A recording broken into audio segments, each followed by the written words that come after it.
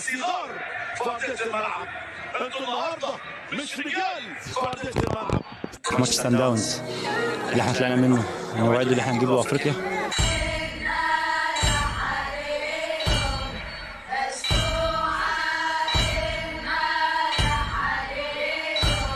الجيل بتاع ابو تريكه ووائل جمعه وكابتن حضر وكل الناس ده هيرجع تاني.